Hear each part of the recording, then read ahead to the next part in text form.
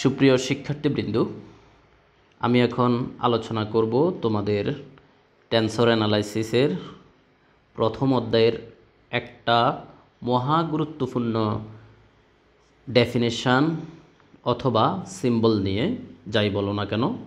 এই একটা ডেফিনেশন তোমাদের কোর্সটাকে আনন্দদায়ক করার জন্যই যথেষ্ট, আবার যদি না বুঝো বিষাক্ত করে দেওয়ার জন্য যথেষ্ট।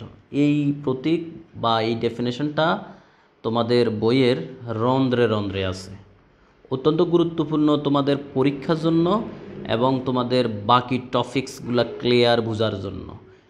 তো আমি চেষ্টা করতেছি ক্রোনেকার ডালটার ডেফিনেশনটা তোমাদেরকে ক্লিয়ার করে দেওয়ার জন্য। প্রথমেই আমি বই থেকে একটু আলোচনা করতেছি। এটা হলো আমার বইয়ের 8 নম্বর পৃষ্ঠা, ক্রোনেকার ডালটা। তো ক্রোনেকার ডালটা ওই যে মূলত আমাদের যে নর্মাল ডেল্টা আছে সেটাই ডেল্টা আইজে অথবা ডেল আইজে প্রতীক দ্বারা প্রকাশ করা হয়। 1868 সালে ক্রোনেকার প্রথম ডেল্টা প্রতীক ব্যবহার করেন।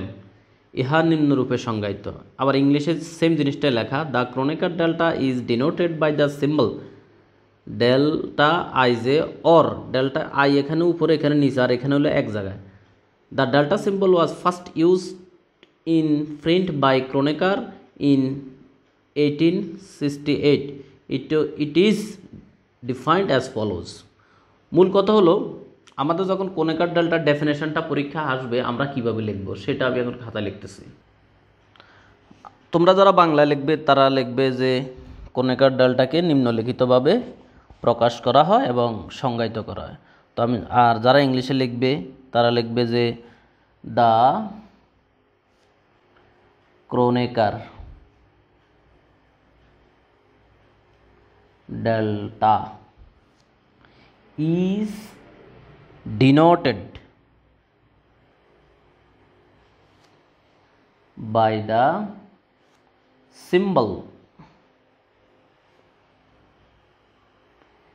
delta is I, is আমি নিচের কোণার মধ্যে I আর J or এটা হলো মূলত ডেল্টা, আর এখানে তোমার আই আর জে এই প্রতীক দ্বারা প্রকাশ করা। আর বাংলায় লিখলে লিখবা যে ক্রোনেকার ডালটাকে এত অথবা এত এর মাধ্যমে তোমার প্রকাশ করা এবং সংজ্ঞায়িত করা নিম্নলিখিতভাবে। And defined